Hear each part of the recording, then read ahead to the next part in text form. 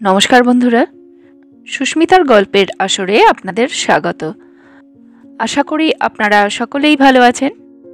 আমি আজকে পড়ে শোনাচ্ছি শ্রী মানিক বন্দ্যোপাধ্যায়ের লেখা একটি অসাধারণ গল্প, একটি চমৎকার গল্প, রোম্যান্টিক গল্প, খুকি। তো চলুন শুরু করি আজকের গল্প, খুকি। লেখক শ্রী মানিক বন্দ্যোপাধ্যায়। অসাধারণ একটি গল্প, চমৎকার একটি রোম্যান্টিক গল্প।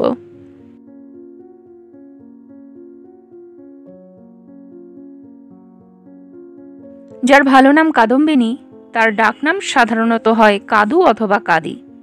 10 বছর বয়স পর্যন্ত কাদম্বিনী তার ভালো নামের এই দুই রকম ভাঙা সংস্করণে সাড়া দিত। তারপর হঠাৎ একদিন সে সাড়া দেওয়া বন্ধ করিয়া দিল। প্রতিবাদ নয়, রাগ করাও নয়, ডাকনাম দুটি সে পছন্দ করে না সে কথা ঘোষণা করাও নয়, একেবারে সাড়া না দেওয়ার অসহযোগ। কাদু, ও কাদু, ডেকে ডেকে গলা চিড়ে গেল, শুনতে পাস না? এই কাদি। কে সাড়া দিবে? এ বাড়িতে কাদুও কেউ নাই, কাদিও কেউ নাই। সেই হইতে তাহাকে খুকি বলিয়া ডাকা হয়। প্রথম প্রথম লোকের মনে থাকিত না, পুরানো নামেই তাহাকে ডাকিয়া বসিত। কাদম্বিনী ভুলিয়াও সাড়া দিত না। নাম যেন তার ছেলে মানুষের চেয়ে বড় ছিল, নিত্য ব্যবহার্য তুচ্ছ নাম। এখন 16 বছর বয়সে, 17 হওয়া আশ্চর্য নয়, 18ও হইতে পারে। খুকি নামটাও সে অপছন্দ করিতে আরম্ভ করিয়াছে। কিন্তু একজন মানুষ আর কতবার সামান্য ডাকনামের জন্য চুপচাপ গোলমাল বাঁধাইতে পারে? বুড়া বয়সে সেটাও ভালো দেখায় না। তাছাড়া এবাড়ির বাস সাঙ্গ হইতেই বা তার আর কত দেরি? 6 মাস 1 বছরের জন্য অত হাঙ্গামা করা হাঙ্গামার অপচয়। রং একটু ময়লা কাদম্বিনীর, মুখখানাও দেখিতে তেমন সুশ্রী নয়, তবে দেহের গঠনটি তার সুঠাম। এক কথায় বোঝানো যায় না এরকম। মধ্যবিত্ত বাঙালি ঘরে সচরাচর চোখে পড়ে না এরকমও বটে। এটা রূপের পর্যায়ভুক্ত নয়।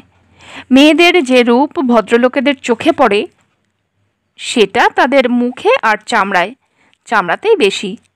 জন্মানোর আগে ভৌতিক আত্মারা সত্যম শিবম সুন্দরমের জ্যোতিতে অন্ধ হইয়া থাকে। নয়তো কালা আদমি আর মেয়েদের ফর্সা করো আবেদনের কোলাহলে জন্মদাতার কান কালা হইয়া যাইত। মেয়েদের স্বাস্থ্য ও অনুমোদনযোগ্য, ভদ্র রকমের রোগবিহীন হৃষ্টপুষ্টতা, গঠন আর স্বাস্থ্য আলাদা। শরীর ভালো থাকা স্বাস্থ্য, গঠন সম্ভবত সেটা শরীরের বজ্জাতি, কারণ বজ্জাত লোক ছাড়া ওটা আর কারো দ্রষ্টব্য নয়। কাদম্বিনীর বাবা ডাক্তার অসমঞ্জ রক্ষিত কিছুদিন হইতে মেয়েকে ভালো ভালো ছেলের বাপ, দাদা, খুড়ো, জ্যাঠা, বন্ধুবান্ধব প্রভৃতির সামনে হাজির করিতে আরম্ভ করিয়াছেন। প্রথমে লক্ষ্য ছিল উঁচু, আশা মানুষের চোখে ধাঁধা লাগায় কিনা, কিন্তু সমাজের উঁচু স্তরের লোকেরা এত ঠান্ডা আর এত ভদ্র আর এত মার্জিত দৃষ্টিসম্পন্ন যে কাদম্বিনী ঘরে ঢোকা মাত্র বিতৃষ্ণায় যেন তাদের মাথা গরম হইয়া ওঠে। একটা প্রাগ ঐতিহাসিক অভদ্রতায় অপমান বোধ করে। ফাটা চশমার কাঁচের ভিতর দিয়া তাকানোর মতো দুচোখের ধারালো রেখার সূক্ষ্ম পীড়ন শুরু হয়। দোষটা বাড়ির লোকের। তারা কাদম্বিনীকে না সাজানোর আধুনিক ফ্যাশনে সাজায়। শাড়ির প্যাচে, এলো চুলের ঔদ্ধত্যে এবং আরও কতকগুলি খুঁটিনাটিতে কাদম্বিনীর চেহারার বৈশিষ্ট্য হয়। চৌকাঠ পার হইয়া কয়েক পা হাঁটিয়া কাদম্বিনীকে বসিতে হয়। তার সেই চলন ও বসিবার ভঙ্গি দেখিয়া মনে হয় পুকুরে যেন একটি সমুদ্রের ঢেউ আসিয়াছে। কাদম্বিনীর মুখের একটি সম্পদ এই উপযুক্ততার পরীক্ষা দেবার সময় পরিণত হয় তার একটি অতিরিক্ত বিপদে। মুখের শিশু সুলভ সরলতার ছাপ। অজানা দর্শকদের সন্দিগ্ধ মনে এটা তার মৌখিক অভিনয়ের মতো খাপছাড়া ঠেকে। কাদম্বিনীকে তারা ফেলিয়া দেয় বর্ণচোরা আমের পর্যায়ে। মুখের কচিত্ব পাকামির আবরণ, চোখের নিষ্পাপ দৃষ্টি প্রবঞ্চনার কৌশল। সুতরাং বাস্তবতার ভারে সকলের আশাও এখন নুইতে নুইতে মাটি ছুঁইয়াছে। কেরানি, স্কুলমাস্টার, দ্বিতীয় পক্ষ প্রভৃতির স্তর। জীবনের অসংখ্য সংস্করণের সবগুলির ভূমিকায় মমতায় ভাব প্রবণতা সার্থক করিতে চাহিলে চলিবে কেন? তাই এবার কাদম্বিনীকে একজনের পছন্দ হবার পর বাড়ির লোক হাসিলও না, কাঁদিলও না। কাদম্বিনী ভাবিয়া চিন্তিয়া দেখিল যে মধ্যস্থ ব্যবহার করিলে গোলমালও বেশি হয়, সময়ও নষ্ট হয়। তার চেয়ে সব কলকাঠি যার হাতে সোজাসুজি তার কাছে যাওয়াই ভালো। যতই হোক সে তার বাপের আদুরে মেয়ে, লোকে আহ্লাদি পর্যন্ত তো বলিতে ছাড়ে না। অসমঞ্জ রোগী দেখিতে বাহির হইতেছিলেন। কাদম্বিনী গিয়া বলিল, একটু পরে রোগী দেখতে যেও বাবা, আমার একটা দরকারি কথা শুনে যাও। মেয়ের দরকারি কথা শুনিয়া অসমঞ্জ থতমত খাইয়া গেলেন। মাথা মুন্ডু কি যে বলিস ঠিক নেই, চিঠির জবাব দেব না কেন? পছন্দ করে চিঠি লিখেছে, জবাব দেব না কেন? লোক ভালো নয় বাবা, লোক ভালো নয়। তুই কি করে জানলি লোক ভালো নয়? বাপের মুখের উপর এ কথার জবাব দেওয়ার মতো বেহায়া বা আহ্লাদি বা সরলা বা খুকি মেয়ে কাদম্বিনী নয়। মধ্যস্থ শেষ পর্যন্ত তাহাকে মানিতেই হইল। কৈফিয়ত সে দিল পিস্তত দিদি শান্তিলতার কাছে। লোকটা ভারী বদ শান্তিদি, বিচ্ছিরি করে তাকাচ্ছিল। বিচ্ছিরি করে তাকাচ্ছিল মানে কি ভাই খুকি? তুই কি ওর তাকানি তাকিয়ে তাকিয়ে দেখছিলি? তাকানি দেখে কি করেই বা বুঝলি সে বদলোক? শান্তিলতা 7 বছরের পুরনো বউ, কিন্তু সুখ অথবা দুঃখের বিষয়ে তার শ্বশুরবাড়ি নাই। স্বামী তার এতই কম রোজগার করে যে এ বাড়ির সকলকেই তার খাতির করিয়া চলিতে হয়। এমন শিথিল তামাশাবর্জিত কথা শোনা মন রাখা মেয়ে সে যে বৌদির চেয়ে তার কাছে মনের কথা বলা সহজ। বিচ্ছিরি চেহারা, বিচ্ছিরি তাকানি, গরিবের একশেষ, আমি ওকে। শান্তিলতা মীমাংসিত সমস্যায় স্বস্তি বোধ করিল। তাই বল, তোর পছন্দ হয়নি? গরিব তো নয় ভাই খুকি, 112 টাকা না কত মাইনে পায় যে।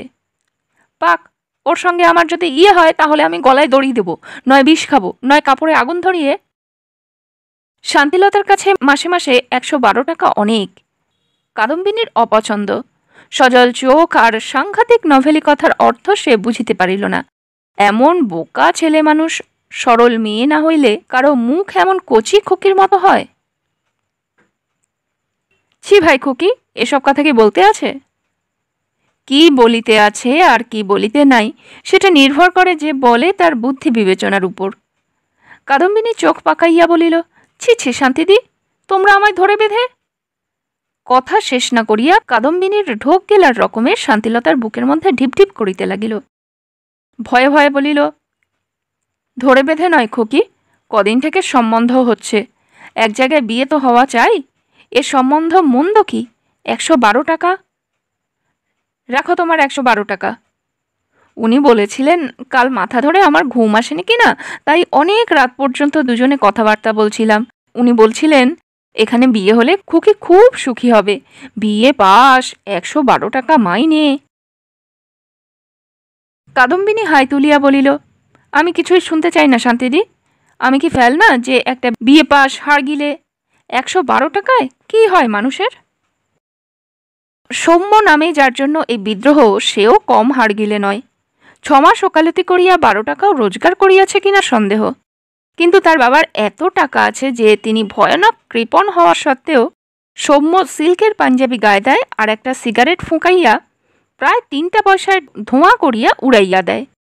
মাঝে মাঝে অসমঞ্জের মধ্যবিত্ত সংসারে বিশৃঙ্খল আবর্তের মাঝখানে আসিয়া হাজির হয় এবং অকৃত্রিম প্রসন্নতার সঙ্গে আগাগোড়া ঘরের ছেলের মতো ব্যবহার করিয়া যায়। বড়লোকের ছেলের এই অনুগ্রহ এখনও এবাড়ির লোক সময় সময় বিশেষভাবে উপভোগ করে, কারণ অনেক দিন হইতে ঘরের ছেলের মতো ব্যবহার করিয়া গেলেও বড়লোকের ছেলে চিরকাল বড়লোকেরই ছেলে। কাদম্বিনীর 17-18 বছর ধরিয়া বড় হওয়ার ফলাফল প্রথম যেদিন একসঙ্গে সৌম্যের চোখে পড়িল, সেদিন সকালে তার বড় মাথা ধরিয়াছিল। অ্যাসপিরিন গিয়াছিল ফুরাইয়া। 2 কাপ চা খাইয়াও মাথা ধরা না কমায় বেলা প্রায় 9:30টার সময় সে গেল অসমঞ্জ বাবুর বাড়ি। কাদম্বিনীকে দেখিয়া মাথা ধরা কমানোর জন্য নয়, অ্যাসপিরিনের জন্য। চাকরকে পাঠাইয়া দিলেও 5 মিনিটের মধ্যে ঔষধটা আসিত, তবু সে যে নিজেই কেন গেল তার কোনো কারণ নাই। এরকম কারণবিহীন তুচ্ছ ঘটনার সূত্র ধরিয়া বড় বড় ওলটপালট ঘটে বলিয়া অনেকে একে ভবিতব্য বলে। এটা সঙ্গত নয়, কারণ আজ সৌম্যের মাথা না ধরিলে বাড়িতে অ্যাসপিরিন থাকিলে অথবা চাকরকে অ্যাসপিরিন আনিতে পাঠাইলেও 2 দিন পরে যে কাদম্বিনীর দিকে তাহার চোখ পড়িত না তার কোনো প্রমাণ নাই। সে তো অন্ধ নয়, বড় বড় চোখ আছে তার। অসমঞ্জবাবু রোগী দেখিতে গিয়াছিলেন। বাইরের ডিসপেন্সারি হইতে ঔষধ সংগ্রহ করিয়া সৌম্য ভিতরে গেল। কাদম্বিনীকে ডাকিয়া হুকুম দিল, খুকি, জল দে তো আমাকে 1 গ্লাস, ওষুধ খাবো। কাদম্বিনীর 2 দাদা অফিসে, 1 ভাগ্নে কলেজে, আরও 2 ভাই স্কুলে যাওয়ার জন্য প্রায় একই সঙ্গে প্রস্তুত হইতে আরম্ভ করিয়াছে বলিয়া সংসারের আবর্ত এখন চরমে উঠিয়াছে সত্য। তবু সৌম্যের হুকুম অনেকগুলো প্রতিধ্বনি তুলিল। রান্নাঘর হইতে মা জিজ্ঞাসা করিলেন, কেন সে ওষুধ খাইবে? কলতলায় স্নানরত বড়দাদা জিজ্ঞাসা করিলেন, সে কি হয়েছে, ওষুধ খাবে? স্বামীর কাপড় গামছা হাতের সামনে দিতে গিয়া একটু দাঁড়াইয়া বড় বউ বলিল, সর্দির জন্য মাথা ধরে থাকলে সে ইউক্যালিপটাস শুকুক না। আর ভিতরের দেওয়ালে টাঙানো আয়নার সম্মুখে দাড়ি কামাইতে কামাইতে মেজদাদা মন্তব্য করিল যে, মাথাটা কাটিয়া ফেলিলেই যখন সব হাঙ্গামা চুকিয়া যায়, এত ঔষধপত্র খাওয়া কিসের জন্য? কাচের গ্লাসে জল আনিয়া দিয়া একটু হাসিয়া কাদম্বিনী বলিল, আবার মাথা ধরেছে? কি বিচ্ছিরি তোমার মাথাটা। সেই হাসি আর মন্তব্যের সুর তার পরিচিত খেয়াল করিয়া ঝিমানো ভাবটা কাটিয়া গিয়া সৌম্য যেন হঠাৎ সজাগ হইয়া উঠিল। একটা বিশেষ বয়সেই শুধু মেয়েরা ঠোঁটের নূতন পাওয়া খেলনার মতো এই হাসিটাকে লইয়া খেলা করে। নূতন শেখা গানের সুরের মতো মুখে সবসময় শোনা যায় এই কথা, এই সুর। কাদম্বিনী যে নিঃসন্দেহে বুঝিতে পারিয়াছে সে একেবারে পরিপূর্ণভাবে বুড়ো ধাড়ি পাকা ঝানু মেয়ে হইয়া উঠিয়াছে, এ জগতে তার যে আর কিছুই জানিতে বুঝিতে অনুভব ও কল্পনা করিতে বাকি নাই, এতদিনে যে তার জীবনের আসল সমারোহ শুরু হইয়াছে, এটা তার ঘোষণা মাত্র। কাঁচা আমে প্রথম রং ধরার মতো বর্ণচোরা আম ছাড়া এ সংকেত কাদম্বিনীর ব্যক্তিগত মৌলিক সম্পত্তি নয়, একটা স্বাভাবিক ঘটনা। কাদম্বিনীর সর্বাঙ্গে ইহা অপেক্ষা ঢের বেশি স্থূল ও সূক্ষ্ম ঘোষণা অনেক আসিয়াছে। তবু অ্যাসপিরিনের বড়ি দুটো গিলিয়া সৌম্য খানিক্ষণ এমনভাবে কাদম্বিনীর মুখখানাই দেখিল যে তার হাসিটা গেল মিলাইয়া। তখন সৌম্য বিশেষ মনোযোগ সহকারে দেখিতে লাগিল সম্পূর্ণ কাদম্বিনীকে। কাদম্বিনী একটু ভয়ে ভয়ে বলিল, রাগ হলো নাকি? সত্যি খুব মাথা ধরেছে? সৌম্য বলিল, টনটন করছে মাথাটা। কাদম্বিনী বিজ্ঞের মতো নির্ভয়ে হুকুম দিল, আজ আর কোর্টে গিয়ে কাজ নেই। তবে একটিমাত্র নিঃশ্বাস ফেলিবার অবসরটুকুর আগে ভয়ে এবং পরে নির্ভয়ে কাদম্বিনীকে কথা বলিতে শুনিয়া সৌম্যের আর কিছুই বুঝিতে বাকি রহিল না। একটু ভাবিয়া সে বলিল, না, কোর্টে যাব না। কাদম্বিনী খুশি হইয়া বিজ্ঞতা বিসর্জন দিয়া আবার একটু হাসিল। মক্কেল আসে না একটা, কেন যে রোজ কোর্টে যাও? চুপচাপ শুয়ে থাকো খানিক্ষণ, মাথা ধরা সেরে যাবে। সৌম্য হাসিয়া বলিল, সকালবেলা শোবো কি রে খুকি? এই তো উঠলাম সারা রাত শুয়ে। সকালবেলা মাথা ধরাতে পারো আর শুতে পারবে না? ডাক্তারের মেয়ে আমি, আমার পরামর্শ শোনো সমুদা। ওপরে গিয়ে শুয়ে থাকো, ওপরে কেউ নেই, চুপচাপ শুয়ে থাকতে পারবে। চলো, তোমাকে বিছানা পেতে দিচ্ছি। চুপচাপ শুইয়া থাকার সুযোগ পাওয়ার লোভে সৌম্য জীবনে কখনো এ বাড়িতে আসে নাই। নিজের বাড়িতে এ সুযোগ তার দুর্লভ নয়। এ বাড়ির চেয়ে তার নিজের বাড়িতেই বরং লোকের ভিড় কম। লোভ ও লাভের হিসেব বাদ দিলেও এ সময় কাদম্বিনীর সঙ্গে দোতলায় গেলে অনেকেই তা লক্ষ্য করিবে এবং কারণ জানিতে চাহিবে। ওষুধ খাওয়ার জন্য কাদম্বিনীর কাছে জল চাওয়ায় সকলের মধ্যে যে কৌতূহল জাগিয়াছিল, মাথা ধরার কৈফিয়তে তা পরিতৃপ্ত হইয়াছে। 100 গজ দূরে নিজের বাড়িতে গিয়া শোয়ার বদলে কাদম্বিনীর সঙ্গে দোতলায় শুইতে যাওয়ার কৈফিয়ত হিসেবে ওটা যে সকলে গ্রহণ করিবে, কিন্তু কে জানে কারোর মনে মৃদু একটা খুঁতখুতানি জাগিবে কিনা, কেউ ভাবিবে কিনা এটা তার কাদম্বিনীকে দোতলায় লইয়া যাইবার ছলনা মাত্র। এক মুহূর্ত ভাবিয়া সৌম্য গলা নামাইয়া বলিল, তুই একবার ও ঘরে যা তো খুকি, ভাড়ার ঘরে। কাদম্বিনী আশ্চর্য হইয়া বলিল, কেন? যা বলছিস শোন না, যা। একটু ইতস্তত করিয়া কাদম্বিনী ভাড়ার ঘরে চলিয়া গেল। সব বুঝিবার বয়স তার হইয়াছে বটে, সৌম্যের আজকের হেঁয়ালি বুঝিবার ক্ষমতা তার নাই। পেট মোটা কাচের জারের ঢাকনি খুলিয়া 1 খাবলা কুলের আচার লইয়া সে খাইতে আরম্ভ করিল। বাবুমশাই তো খুব হুকুম দিলেন এ ঘরে আসিবার, এখন সে কি করিবে? হাসিবে না কাঁদিবে? কাজের ফাঁকে বড় বউ ইতিমধ্যে সৌম্যের কাছে আসিয়া দাঁড়াইয়াছে। কাল বিকেলে আমারও যা মাথা ধরেছিল ভাই সমু ঠাকুরপো, কি আর বলবো। উনি তো ভেবেই অস্থির। অডিকোলন টডিকোলন কত কি যে দিলেন তার ঠিক নেই। কবার হাঁচলাম রাত্রে, তাতে উনি আরও ভয় পেয়ে গেলেন। সকালে উঠে দেখি ভীষণ সর্দি হয়েছে, ইউক্যালিপটাস শুকে শুকে একটু আরাম পাচ্ছি। শুঁকবে? ধরা মাথাটা নাড়িয়া সৌম্য বলিল, আমার সর্দি হয়নি। দাড়ি কামানো সাঙ্গ করিয়া কাদম্বিনীর মেজ ভাই ভূপেন কাছে আসিল, বলিল, তোর এত মাথা ধরে কেন রে? সৌম্য বলিল, কি জানি, কাল সারা রাত ঘুমোইনি, এখন বিশ্রী লাগছে শরীরটা, ভাবছি কোর্টে না গিয়ে চুপচাপ শুয়ে থাকি। তাই থাক, খানিকক্ষণ ঘুমালে হয়তো কমে যাবে। সৌম্য চিন্তিত মুখে বলিল, নিজের বুদ্ধিতে অ্যাসপিরিন খেলাম, কিরকম যেন করছে শরীরটা, জ্বর আসছে কিনা বুঝতে পারছি না। ভূপেনও চিন্তিত হইয়া বলিল, তবে এক কাজ কর, এখানেই শুয়ে থাক, বাবা ফিরলে বাবাকে দেখাস, তাড়াতাড়ি কামাতে গিয়ে কতটা গাল কেটে গেছে দেখেছিস? সৌম্য বলিল, টিংচার আয়োডিন দে, ওপরে গিয়ে শুয়ে পড়ি, কি বলিস? একটা বিছানা। ভূপেন হাঁকিয়া বলিল, খুকি, ও খুকি, সমুকে একটা বিছানা ঠিক করে দে তো। কোথায় গেলি তুই, খুকি? ভাড়ার ঘরে অভাবনীয় ভাবনায় বিব্রতা কাদম্বিনী হাতের সবখানি আচার মুখে গুজিয়া মুখে ভাবনার কুঞ্চনগুলি ঘুচাইয়া বাহিরে আসিল। কলতলায় হাত ধুইয়া সে দোতলায় গেল সৌম্যের সঙ্গে। ভূপেনের ছোট ঘরে ভূপেনের বিছানা পাতিয়া দিতে দিতে জিজ্ঞাসা করিল, আমাকে ভাড়ার ঘরে পাঠিয়েছিলে কেন বলো তো? সৌম্য বলিল, মুখে কি ভরেছিস, ফেলে দে খুকি। কাদম্বিনী বাহিরে গিয়া মুখ খালি করিয়া আসিল। সৌম্য শুইয়া পড়িয়াছে দেখিয়া অনুযোগ দিয়া বলিল, একটু সবুর সইল না, বিছানাটা ঝেড়ে দিতাম।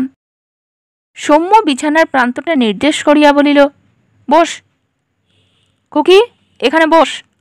কাদম্বিনী বসিয়া বলিতে আরম্ভ করিল, বসবার কি সময় আছে নাকি আমার? সবাই ওদিকে খেতে বসেছে, কাজ নেই? 100 বার একটা কথা জিজ্ঞাসা করছি তোমাকে, জবাব দিচ্ছ না কেন? বলা নেই কওয়া নেই, হঠাৎ আমাকে ভাড়ার ঘরে পাঠিয়ে দিলে কেন? মেজদার কি গলা বাবা, তোমার জন্য একটা বিছানা পেতে দিতে বলবে, তাও পাড়াশুদ্ধ লোককে শুনিয়ে বলা আমি যেন কালা। কাদম্বিনী ঠোঁট বাঁকাইয়া হাসিল। সৌম্য সন্দিগ্ধভাবে বলিল, তোকে ভাড়ার ঘরে কেন যেতে বলেছিলাম বুঝতে পারিসনি খুকি? সত্যি কথা বলিস, যদি বুঝতে পেরে থাকিস এখনই বাড়ি চলে যাব। কাদম্বিনী দু চোখ বড় বড় করিয়া বলিল, কি বুঝতে পারিনি, কি বলছো তুমি? তোমার আজ কি হয়েছে বলো তো? মাথা ধরেছে। মৃদু একটি নিঃশ্বাস ফেলিয়া কাদম্বিনীর ডান হাতখানা নিজের কপালে রাখিয়া সৌম্য চোখ বুজিল। কাদম্বিনীর হাতের তালুতে এখনো আচারের গন্ধ লাগিয়া আছে। হাতে ছাড়া ছাড়া মৃদু কম্পনের আবির্ভাব ঘটা মাত্র সৌম্য তা টের পাইল। এবার হাতে টান পড়িবে অনুমান করিয়া আরও জোরে সে হাতের তালু চাপিয়া ধরিল কপালে, কিন্তু দেখা গেল টানাটানি কাদম্বিনী পছন্দ করে না। মাথা টিপে দেব? না, আমি তবে নিচে যাই, মা ডাকছে। সৌম্য তা জানে, চিরকাল মাই সকলকে ডাকিয়া থাকে। কাদম্বিনী উঠিয়া দাঁড়ানোয় তার আচারের গন্ধমাখা হাতটি সৌম্যের ছাড়িয়া দিতে হইল। চোখ মেলিয়া সে দেখিতে পাইল কাঁচা আমে প্রথম রং ধরার মতো মৃদু একটু রঙের আভাস কাদম্বিনীর মুখে দেখা দিয়াছে, এবং জগতের সেরা অভিনেত্রীর মতো সে নিজেই যেন পরিণত হইয়া গিয়াছে নির্বাক বিস্ময় ও প্রশ্নে। তবে অভিনয় নয় বলিয়া এরকম সে হইয়াছে এমনভাবে যে দেখিলে মায়া হয়। সৌম্য মৃদুস্বরে বলিল, মা কেন ডাকছেন শুনে আমাকে একটু আচার এনে দিবি খুকি? কাদম্বিনী বলিল, জ্বর আসছে, আচার খেতে হবে না, সারা রাত ঘুম হয়নি, ঘুমাও না একটু, বলিয়া সে নিচে চলিয়া গেল। খানিক পরে একটা চায়ের কাপে খানিকটা আচার ও ছোট একটি চামচ আনিয়া দিয়া হাসিয়া ফেলিল। আচার খাবে শুনে মা যা বকছে সমুদা। মেজদা বললে, একটুখানি কুইনিন মিশিয়ে দিতে। একটুখানি দিয়েছি, 4 গ্রেনের বেশি নয়, সত্যি বলছি, টেরও পাবে না। সৌম্য উঠিয়া বসিল। 2 আঙুলে একটু আচার তুলিয়া মাখাইয়া দিল কাদম্বিনীর ঠোঁটে।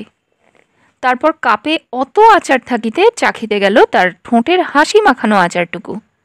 হাসি অবশ্য কাদম্বিনীর মিলাইয়া গেল তৎক্ষণাৎ, এবং একটি ভয়ার্ত কপতির সঙ্গে তার কোনো পার্থক্য রহিল না। কিন্তু কি করিবে সে তো ছেলে মানুষ, আর সৌম্য তার কাছে চিরদিন দেবতার সমান। তাছাড়া তার জন্য বর খোঁজা হইতেছে। সৌম্য যদি তাকে বিবাহ করা ঠিক করিয়া থাকে সে তো ভালোই, সুখের কথা। সৌম্যের সঙ্গে একা একা সিনেমায় যাইতে তখন আর কোনো বাধা থাকিবে না। দিন রাত যত খুশি গল্প করিতে পারিবে সৌম্যের সঙ্গে। কাদম্বিনীর চোখে জল আসিয়া পড়িল। সৌম্য বলিল, কাঁদছিস কেন?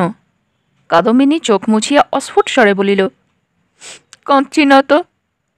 সৌম্য খুশি হইয়া ভাবিল যে এ যদি আর কেউ হইত তবে নিশ্চয়ই এরকম সহজ সরল জবাব দিত না, বলিত চোখে আচার লাগিয়াছে। সত্য সত্যই চোখে আচার অথবা খোঁচা না লাগিলে সেই 21 বছর বয়সের মেয়েটার চোখে জলই যে আসিত না। কথাটা সৌম্যের আর মনে পড়িল না। তারপর যে দিনগুলি কাটিয়া যাইতে লাগিল, সৌম্যের কাছে না হোক কাদম্বিনীর কাছে সেগুলি হইয়া রহিল অতুলনীয়। বিরহের দিনগুলি পর্যন্ত অন্তত দেখা হইলে সৌম্যের কাছে কাদম্বিনী 2-1 বার তাই ঘোষণা করে এবং সৌম্য অবিশ্বাস করে না। এতকালের জানাশোনা মেয়েটার সম্বন্ধে সে একটা নতুন কথা জানিয়াছে। তার অভিজ্ঞতায় সরলতার হিসাবে কাদম্বিনী আদর্শ বালিকা, কারণ সরলতার সঙ্গে চিরদিন যে বোকামি সে মিশিয়া থাকিতে দেখিয়াছে, কাদম্বিনীর মধ্যে সে তা খুঁজিয়া পায় না। ধারালো বুদ্ধি তার নাই, চালাক মেয়ে সে নয়, সৌম্য তাহা জানে। কিন্তু অভিজ্ঞতার অভাব ছাড়া আর কোনো বোকামির পরিচয় সে দেয় না। তার যে কথা ও কাজে সৌম্যের হাসি পায় সেগুলি সে বলে ও করে। না বলা ও না করার প্রয়োজন সে জানে না বলিয়া। মস্তিষ্কের ওজন তার কম বলিয়া নয়, যা কিছু তাকে একবার বুঝাইয়া বলা যায় চোখের পলকে সে তাহা বুঝিতে পারে। এমনকি পুরুষ ও নারীর প্রেম সংক্রান্ত জটিল দার্শনিক তত্ত্বগুলি পর্যন্ত সে এত সহজে আয়ত্ত করিয়া ফেলে এবং ও বিষয়ে এমন চমকপ্রদ মন্তব্য করে যে সময় সময় সৌম্যের মনে হয় সে বুঝি কণাকে বরাহের গণনা শিখাইতে যাওয়ার মতো স্পর্ধা প্রকাশ করিতেছে। মনে মনে হাসছিস না খুকি? হাসছি? কি বলছো তুমি পাগলের মতো? তুমি যখন এসব কথা বুঝিয়ে বলো আমার তখন, যাও বলবো না তোমাকে। সৌম্য ভাবে, বিশ্লেষণ করে। কাদম্বিনীর এই কথাগুলির মধ্যে সে তার বোকামির অভাব ও সরলতার প্রমাণ খুঁজিয়া পায়। মনে মনে হাসছিস না খুকি? এই আকস্মিক প্রশ্নের মানে বুঝিতে বোকা মেয়ের সময় লাগিত। কেন মনে মনে সে হাসিবে কয়েকবার এই কথা জিজ্ঞাসা করিত এবং শেষ পর্যন্ত হয়তো সৌম্যকেই বুঝাইয়া বলিতে হইত যে কবিত্বপূর্ণ দার্শনিক তত্ত্বকথা শুনিতে শুনিতে এক ধরনের নিরস অমার্জিত হৃদয়হীন মানুষ মনে মনে হাসিয়া থাকে। পার্থিব লাভ লোকসানের হিসেব ছাড়া জীবনে যারা আর কোনো হিসেব জানে না, প্রশ্ন শোনা মাত্র মানে বুঝিয়া কাদম্বিনী রাগিয়া তাকে বলিয়াছে পাগল। কিন্তু তার মুখে ভালোবাসার কথা শুনিতে শুনিতে মনে মনে হাসার বদলে তার মানসিক অবস্থাটা কিরকম হয় বুঝাইয়া বলার মতো শক্ত শব্দ খুঁজিয়া না পাইয়া হয়তো যে 2-1টি শব্দ মনে আসিয়াছিল, লজ্জায় সেগুলি উচ্চারণ করিতে না পারিয়া মেয়েদের চিরন্তন অধিকার খাটাইয়া এ অক্ষমতা গোপন করিয়াছে। যাও, তোমাকে বলবো না। কি মিষ্টি অভিমান, কি মধুর ছলনা!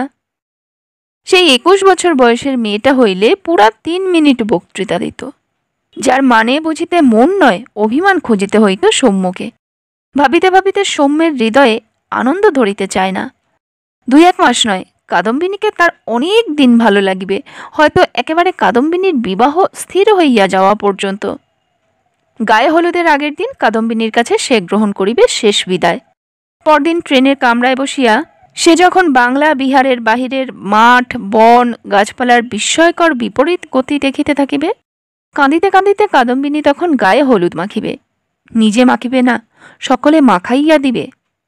সৌম্য বলে, আমি কিরকম খারাপ লোক জানিস কি? কাদম্বিনী বলে, জানি। কি করে জানলি? ওসব আমরা জানতে পারি, কচি খুকি তো আর নই আমি। কাদম্বিনী হাসে। তার সহজ আত্মবিশ্বাস ও গর্ব দেখিয়া সত্য সত্যই মনে হয় কচি খুকি বোধহয় সে নয়। জয় যেন সেই করিয়াছে সৌম্যকে, এবং সৌম্য যে তাহার কাছে ধরা দিবে এ বিষয়ে কোনোদিন এতটুকু তার সন্দেহ ছিল না। আশ্বস্ত হইয়া মনে মনে সৌম্য একটু হাসে।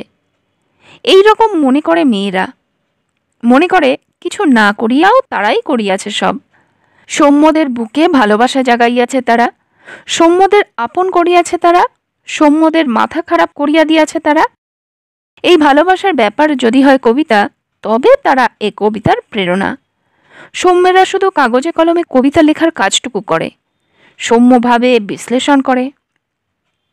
কাদম্বিনী অবিশ্বাস্য নিশ্চিন্ত ভাব ও অন্ধ আত্মসমর্পণের একটা কারণ যেন সে আবিষ্কার করিতে পারে। তাকে জয় করিয়া নিজেকে কাদম্বিনী এত দামি মনে করিয়াছে, এমন আকাশ স্পর্শী আত্মবিশ্বাস তার আসিয়াছে যে ভবিষ্যতের কথাটা মনে আনাও সে আর দরকারি মনে করে না। 2-4 দিন পরে যা ঘটিবে সে বিষয়ে জল্পনা কল্পনা করিয়াই বা কি হইবে। তবে একটা খটকা লাগিয়া থাকে সৌম্যের মনে। এই জল্পনা কল্পনা দুজনের একত্র গ্রথিত জীবন সম্বন্ধে তার সঙ্গে গভীর বিস্তারিত আলোচনা কাদম্বিনীকে সীমাহীন আনন্দ দেওয়ার কথা। এ আনন্দ সে কামনা করে না কেন? কিসে তার এই অস্বাভাবিক বৈরাগ্য আসিয়াছে? কাদম্বিনী কাছে থাকিলে নয়, নিজের ঘরে একা থাকিবার সময় ভাবিতে ভাবিতে সৌম্যের বড় রাগ হয়। একটা তুচ্ছ সাধারণ মেয়ে, তার সম্বন্ধে এত ভাবনারই বা কি দরকার? ও তো আর তার নিজের জীবনের সমস্যা নয়। একদিন কাদম্বিনীর বড়দাদার বউ সৌম্যকে বলিল, আমার যেন কি হয়েছে ভাই সমু ঠাকুরপো, খালি অসুখে ভুগছি, আজ মাথা ধরেছে, কাল জ্বর ভার হচ্ছে, একটা কিছু লেগেই আছে আমার।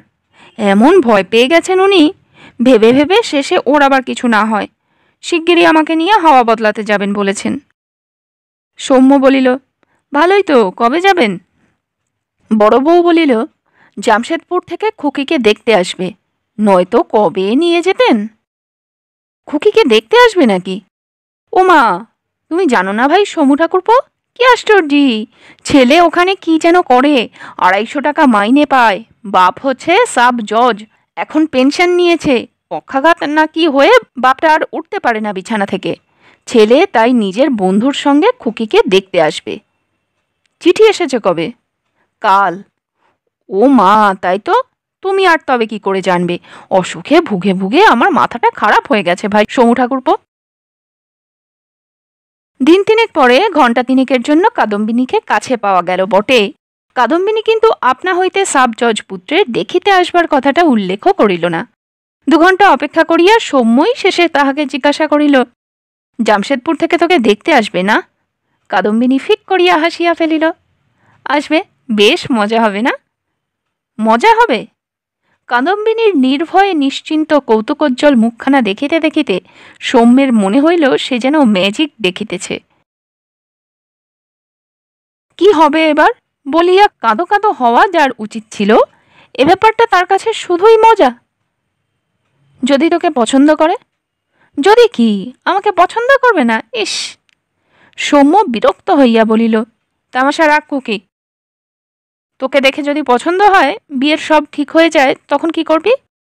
কাদম্বিনী 2 হাতে খোপা ঠিক করিতে করিতে বলিল, আমি আবার কি করব? সৌম্য তার গাম্ভীর্যকে আরও গম্ভীর করিয়া বলিল, তুই তো জানিস খুকি, বিয়েটি আমি করতে পারবো না। তোকে যেদিন বিয়ে করব, সেই দিনই তোর জন্য আমার সমস্ত ভালোবাসা ঘেন্না হয়ে যাবে। তুই তো জানিস আমি তা সইতে পারবো না। কাদম্বিনী সহজভাবেই বলিল, 2 বার জানিস বললে, কি করে জানবো আমি? কোনোদিন বলেছ? বলিনি। সৌম্য যেন আশ্চর্য হইয়া গেল। কবে বললে? বিয়ে করলেই ভালোবাসা ঘেন্না হয়ে যাবে কেন, তা বলো তো শুনি। সৌম্য বলিল। 5 মিনিটে তার নিজের কাছেও প্রায় দুর্বোধ্য জটিল যুক্তিতর্ক বিশ্লেষণ দিয়া এমনভাবে কথাটা প্রমাণ করিয়া দিল যে কাদম্বিনীর আর কিছুই বলিবার রহিল না। সে তাই শুধু একটু হাসিল, বলিল, নাও, তোমাকে আর চালাকি করতে হবে না, সবাই এর আসবার সময় হলো, আমি এবার পালাই। সৌম্য ব্যগ্র কণ্ঠে বলিল, চালাকি করিনি খুকি, আমি সত্যি তোকে বিয়ে করতে পারবো না। আচ্ছা, সে হবে ক্ষণ, বলিয়া কাদম্বিনী চলিয়া যায়। সৌম্য তাহাকে হাত ধরিয়া টানিয়া বসাইয়া দিল। আমার কথা বুঝি তোর বিশ্বাস হচ্ছে না? কাদম্বিনী বলিল, হাতে ধরে হ্যাঁচকা টান দিলে মানুষের লাগে। তোমার মতলব আমি বুঝেছি মশাই, একটু ঝগড়া করতে চাও তো? আরেকদিন হবে, আজ সময় নেই। সৌম্য বলিল, তুই বড় ছেলে মানুষ খুকি, বড় বোকা তুই, কিন্তু তোকে আমি বলে রাখছি যে পরে আমায় দোষ দিবি তা হবে না, বিয়ে আমি কাউকেই করব না। কাদম্বিনী সরলভাবে বলিল, এ কথা প্রথমে বলনি কেন? সৌম্য বলিল, বিয়ে করব তাও তো বলিনি। প্রথমে বলিনি বলেই তুই আমাকে জোর করে বিয়ে করাবি নাকি তোকে? রাগে সৌম্যর গা জ্বলিয়া যাইতেছিল। এখনো ভাবনা নাই কাদম্বিনীর, এখনো তার মুখ ভয়ে পাংশু হইয়া যাইতেছে না। অন্য মেয়ে হইলে আতঙ্কে এতক্ষণে যে আধমরা হইয়া যাইত। কিন্তু তার শেষ কথাটা কাদম্বিনী যেভাবে গ্রহণ করিল, রাগের বদলে সৌম্য তাহাতে একেবারে থ বনিয়া গেল। কাদম্বিনীও যে রাগিতে জানে, আজ সে তা প্রথম টের পাইল। মুখ লাল করিয়া কাদম্বিনী বলিল, দেখো, শোনো বলি তোমাকে, মাঝে মাঝে তুমি এমন কথা বলে যাও যা শুনলে মানুষের গা জ্বলে যায়। তোমাকে বিয়ে করবার জন্য পায়ে ধরে সেধেছি তোমার? ও ভারী তো মানুষ তুমি। তুমি বিয়ে না করলে আমার জানি বর জুটবে না। কাদম্বিনী তো চলিয়া গেল গটগট করিয়া। বিছানায় চিত হইয়া শুইয়া সৌম্য অনেকক্ষণ বনিয়া রহিল। কাদম্বিনীর রাগটা আশ্চর্য নয়, কিন্তু এমন রাগ! আজ পর্যন্ত যে একদিনও রাগ করে নাই। তাছাড়া কান্নাবিহীন, অভিমানবিহীন এ কোন দেশি রাগ ছেলে মানুষ মেয়েটার? কথাগুলি শেষ করিয়াও তো অন্তত একটু তার কাঁদা উচিত ছিল। এ যেন সেই 21 বছর বয়সের মেয়েটার রাগ, শুধু রাগ, নিছক অবিমিশ্র রাগ। এক ফোঁটা অনুরাগও যেন তার জন্য নাই। 7 দিন পরে জামশেদপুরের পাত্রটির সম্বন্ধ মেয়ে দেখিতে আসিল। পাত্রের মেয়ে পছন্দ হইলে তার মামা আসিয়া আরেকবার দেখিয়া যাইবে, তারপর হইবে পাকা কথা। এই 7 দিনের মধ্যে সৌম্য শুধু একদিন কিছুক্ষণের জন্য অসমঞ্জবাবুর বাড়ি গিয়াছিল। এক ফাঁকে কাদম্বিনীকে জিজ্ঞাসা করিয়াছিল, সেদিন হঠাৎ অত রেগে গেলি কেন রে খুকি? কাদম্বিনী হাসিয়া বলিয়াছিল, রাগ হয়েছিল তাই। পরশু তোকে দেখতে আসবে না? হ্যাঁ, খুব হিংসা হচ্ছে নাকি তোমার? বাবাকে বলো না গিয়ে, এক্ষুনি বাবা ওদের টেলিগ্রাম করে আসতে বারণ করে দেবে। সৌম্য ম্লান মুখে বলিয়াছিল, সত্যি হিংসা হচ্ছে, কিন্তু জানিস তো, বিয়ে আমি কোনোদিনও করব না। কাদম্বিনী বলিল, তা না করলে আমাকে কিন্তু দোষ দিও না শেষে। ওদের দেখতে আসা বন্ধ করার উপায় বলে দিলাম। পাকা মেয়ের মতো কথা। সৌম্য সন্দিগ্ধ দৃষ্টিতে কাদম্বিনীর মুখ আর চোখ পরীক্ষা করিয়া দেখিয়াছিল, কিন্তু কাদম্বিনীর মতো সরল, কাঁচা, ঘরোয়া মেয়ের মুখে চোখে সে কি পাকামি খুঁজিয়া পাইবে? তারপর সৌম্য বড় বউকে একটা কথা জিজ্ঞাসা করিয়াছিল, কদিন থেকে খুকির কি হয়েছে বলুন তো বৌদি? সবসময় মুখ ম্লান করিয়া থাকে কেন? বড় বউ বলিয়াছিল, কই, আমি তো ওকে মুখ ম্লান করে থাকতে দেখিনি সোম ঠাকুরপো। দেখব কি, নিজের অসুখ নিয়েই সবসময় যা বিব্রত থাকি, বেশ হাসি খুশিই তো দেখি। 3টি বন্ধুর সঙ্গে ছেলে মেয়ে দেখিতে আসিল বিকালের দিকে। গায়ে একটা হালকা সিল্কের পাঞ্জাবি চাপাইয়া, প্রসাধনের সময় মুখে ক্রিম মাখার মতো হালকা একটা অবহেলার ভাব ফুটাইয়া রাখিয়া সৌম্য তার আগেই এ বাড়িতে হাজির হইয়াছিল। একবার অন্দরে পাক দিয়া আসিয়া সে দক্ষিণের বড় ঘরখানায় আগন্তুকদের মধ্যে গিয়া বসিল। ছেলে আর তার বন্ধুদের সঙ্গে মন খুলিয়া আলাপও করিল। ছেলের নাম দিব্যেন্দু, দেখিতে ভালোই, তবে একটু রোগা আর লাজুক। পড়িতে পড়িতে মেরুদণ্ড একটু বাঁকাইয়া যেসব ছেলে পরীক্ষায় ফার্স্ট হয় তাদের মতো। কাদম্বিনী আসিয়া খোলা জানালার সামনে বসিল, আলোতে তাকে যাতে ভালো করিয়া দেখা যায়। 3 জোড়া অপরিচিত চোখ তাকে খুব ভালো করিয়াই দেখিল। কেবল যার দেখাটা ছিল সবচেয়ে জরুরি, সে 1 সেকেন্ডের জন্য দেখিয়া পুরা মিনিটকাল চোখ নামাইয়া রাখিতে লাগিল। অনেক প্রশ্ন জিজ্ঞাসা করা হইল কাদম্বিনীকে। ইংরাজি, বাংলা লেখানো হইল তাকে দিয়া। তার সূচিকর্ম দেখানো হইল। হারমোনিয়াম বাজাইয়া শিকিখানা গান আর এসরাজে খানিকটা গজলের সুর সে সকলকে শুনাইয়া দিল।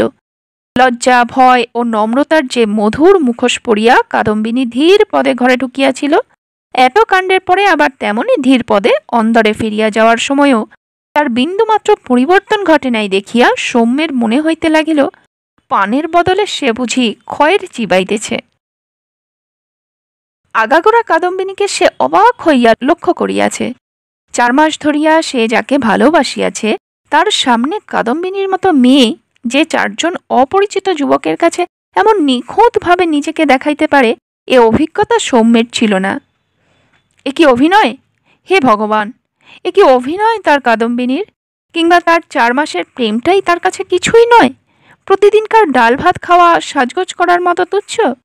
তাই সে 4 মাস তার সঙ্গে ভালোবাসার খেলা না খেলিলেও যেমনভাবে নিজেকে দেখাইতে পারিত, আজও অবিকল তেমনিভাবে দেখাইয়া যাইতে পারিল। এমন একটা রেখা যে কাদম্বিনীর মুখে দেখিতে পাইল না, এমন একটা ভঙ্গি যে তার চোখে পড়িল না, যার মধ্যে গত 4 মাসের একটি মিনিটকেও সে খুঁজিয়া পায়। কিছু বুঝতে পারে না সৌম্য। বাড়ি ফিরিয়া সে ছটফট করিতে থাকে। অমিলনাইন কেশতৈলের অতি ক্ষীণ একটি গন্ধ সে যেন অনুভব করিতে পারে। মাথা ঘুরিতে থাকে সৌম্যের, গা বমি বমি করে। এ কি সম্ভব? কাদম্বিনীর প্রকৃতির সঙ্গে একই খাপ খায়? সেই 21 বছর বয়সের মেয়েটাও তো 6 মাস পরে হঠাৎ তাহাকে দেখিয়া একটু পাংশু হইয়া গিয়াছিল। পরদিন সকালে সৌম্য কাদম্বিনীকে আসিয়া বলিল, আজ দুপুরে সেখানে একবার যেতে পারবি খুকি? খুব পারব। কটার সময়? 1টার সময় যাস। প্রতিবেশীর বাড়িতে যাওয়ার নাম করিয়া কাদম্বিনী বেলা 1টার সময় আসিয়া দাঁড়াইল তাদের বাড়ির সামনের পথটার মোড়ের ট্যাক্সি স্ট্যান্ডটার কাছে। সৌম্য অপেক্ষা করিতেছিল। একটা ট্যাক্সি ভাড়া করিয়া দুজনে তাদের হোটেলের ঘরখানায় হাজির হইল অল্পক্ষণের মধ্যেই। সমস্ত পথ সৌম্য একটি কথাও বলে নাই। কিছুক্ষণ বকবক করিয়া কাদম্বিনীও শেষে চুপ করিয়া গিয়াছে। ঘরে ঢুকিয়াই সৌম্য সটান বিছানায় শুইয়া পড়িল। তার শারীরিক অবস্থা সম্বন্ধে কাদম্বিনীর প্রশ্নের জবাবে বলিল, তুই আমাকে ভালোবাসিস না, না খুকি? কাদম্বিনী বলিল, তা তো তুমি বলবেই। আগেরবার বাড়িতে বলে এসেছিলাম উষাদের বাড়িতে যাচ্ছি। একটু পরেই মা ঝিকে পাঠিয়ে দিয়েছিল আমাকে ডাকতে। সারা দুপুর বাইরে কাটিয়ে বাড়িতে কৈফিয়ত দেওয়ার মজা মেয়ে হলে বুঝতে। তুই বুঝি ভাবিস বাড়ির লোকের রাগ, লোকলজ্জা এসব গ্রাহ্য না করলেই ভালোবাসা প্রমাণ হয়ে যায়? আমি ভালোবাসার কিছু জানি না, হলো? সৌম্য হতাশভাবে বলিল, আমার সঙ্গে ছাড়াছাড়ি হবে বলে তোর একটুও কষ্ট হচ্ছে না? কাদম্বিনী সহজভাবে বলিল, আমি বলেছি তোমায় ছাড়াছাড়ি হতে? কিন্তু তোর বিয়ে হয়ে গেলে? আমি বলেছি বিয়ে হোক। তারপর দুজনেই চুপ করিয়া গেল। অল্পক্ষণের জন্য হঠাৎ কাদম্বিনী কাঁদো কাঁদো হইয়া বলিল, তুমি কিছু বোঝো না? আমি কি করব? আমার কি করার আছে? তোমার কথা শুনতে হয়, তুমি যা বলো করি। বাড়ির লোকের কথা শুনতে হয়, তারা যা বলে করি। কান্না, চাপিয়া রাখা কান্না এতদিনে বাহির হইয়া আসিতেছে। কাদম্বিনীর আকস্মিক উত্তেজনায় সৌম্য উঠিয়া বসিল। কাদম্বিনীর হাত চাপিয়া ধরিয়া বলিল, কিন্তু লোকের কথা শুনে তোর সুখ দুঃখ জাগে না খুকি? তোর মনে কষ্ট হলে তো বাড়ির লোকের হুকুমে সেটা উপে যায় না? কাঁদো কাঁদো ভাবটা কাদম্বিনীর উপিয়া গেল। চোখ মিটমিট করিতে করিতে সে বলিল, কি বলছো? কিছুই বুঝতে পারছি না। আমার কষ্ট হলে বাড়ির লোকে কি করবে? তারপর হঠাৎ কাঁদো কাঁদো হওয়ার মতো করে হঠাৎ হাসিয়া বলিল, তোমার কি হয়েছে জানো? মাথাটা ধরে ধরে মাথাটা খারাপ হয়ে গেছে। এবার সৌম্য অনেকক্ষণ চুপচাপ চিত হইয়া শুইয়া রহিল।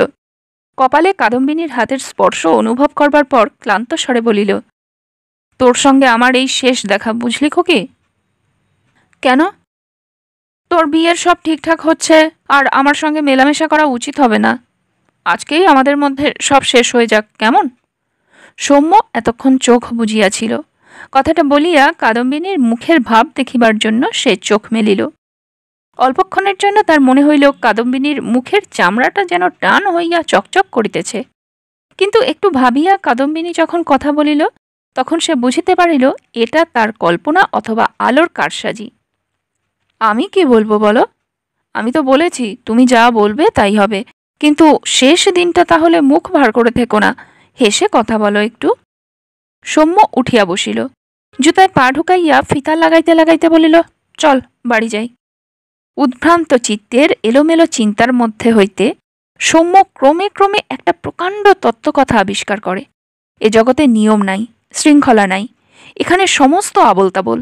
সেই জন্যই একটু যাদের বুদ্ধি আছে তারা বলিয়া থাকে ব্যতিক্রম নিয়মকে প্রমাণ করে। আসলে এ কথাটাও এক পেশে সত্য। নিয়মটা নিয়ম না ব্যতিক্রমটা নিয়ম, কে তা বলিতে পারে?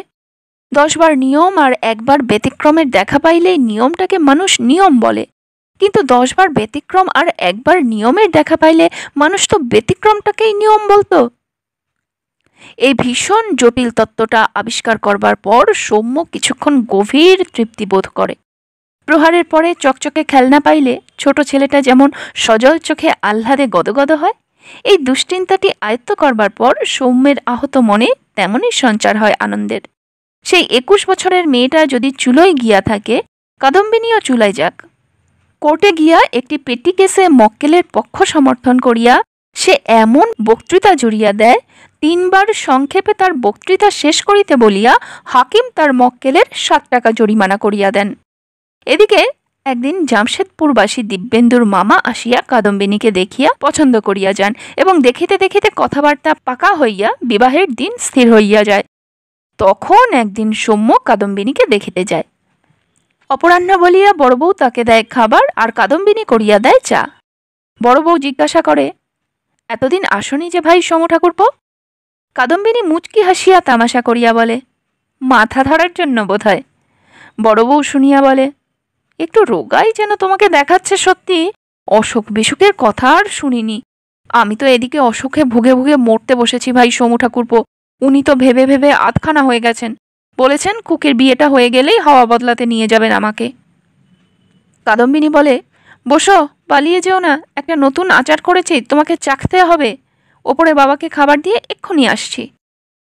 এক হাতে খাবারের প্লেট, অন্য হাতে জলের গ্লাস লইয়া লঘু পদে কাদম্বিনীকে সিঁড়ি বাহিয়া উপরে উঠিতে দেখিয়া সৌম্যের স্বাদ হয় তার খাবারের প্লেট, জলের গ্লাস, চায়ের কাপ আর দেয়াল ভাঙিয়া খান কয়েক ইট মেয়েটাকে ছুঁড়িয়া মারে। তবু সে বড় বউকে জিজ্ঞাসা করে, আচ্ছা বৌদি, খুকির নাকি বর পছন্দ হয়নি, লুকিয়ে লুকিয়ে খুব কাঁদে। বড় বউ বলে, কই কাঁদে না তো, আমি কখনো দেখিনি ভাই সমু ঠাকুরপো ওকে কাঁদতে। দেখব কি, যা ভোকাটাই ভুগছি আমি অসুখে। কিন্তু বর খুকির পছন্দ হয়েছে, ও বাড়ির উষার কাছে নাকি বলেছে। কাদম্বিনী নিচে নামিয়া সৌম্যকে খানিকটা আচার আনিয়া দেয়, নিজেও পরম তৃপ্তির সঙ্গে এক খাবলা আচার চাখিতে আরম্ভ করে। সৌম্য হঠাৎ উঠিয়া দাঁড়ায়, বলে, তোর বাবার সঙ্গে একটা দরকারি কথা আছে খুকি, আগে বলে আসি, তারপর তোর আচার চাখব। বাসর ঘরে মেয়েরা চলিয়া যাওয়ার পর ঘরে যখন সকলের হাসি তামাশা, গানের সুরের রেশটুকুও বোধহয় মিলাইয়া যাওয়ার সময় পায় নাই, সৌম্যর বুকে মুখ গুজিয়া কাদম্বিনী তখন শুরু করে কান্না। শুকনো গ্রীষ্মের পর বর্ষার মতো প্রবল, অশান্ত, অফুরন্ত কান্না। কাঁদিতে কাঁদিতে কোনো রকমে বলে, তুমি আমায় বিয়ে না করলে আমি বিষ খেয়ে মরে যেতাম। কাঁদে সে ঘণ্টাখানেকের কম নয়, মুখে হাসি ফুটিতে লাগে আরও প্রায় আধ ঘণ্টা। আমাকে তুমি এবার ঘেন্না করবে? তাই ইচ্ছে ছিল, কিন্তু তোকে ঘেন্না করতে পারবো বলে মনে হয় না খুকি। কাদম্বিনী বলে, এখনো আমাকে তুমি খুকি বলবে নাকি? আর দেখো, তুই বলো না আমাকে, বিচ্ছিরি শোনায়। স্ত্রী হওয়ার পর স্ত্রীত্বের দাবি আরম্ভ করা সৌম্য আর অন্যায় মনে করে না।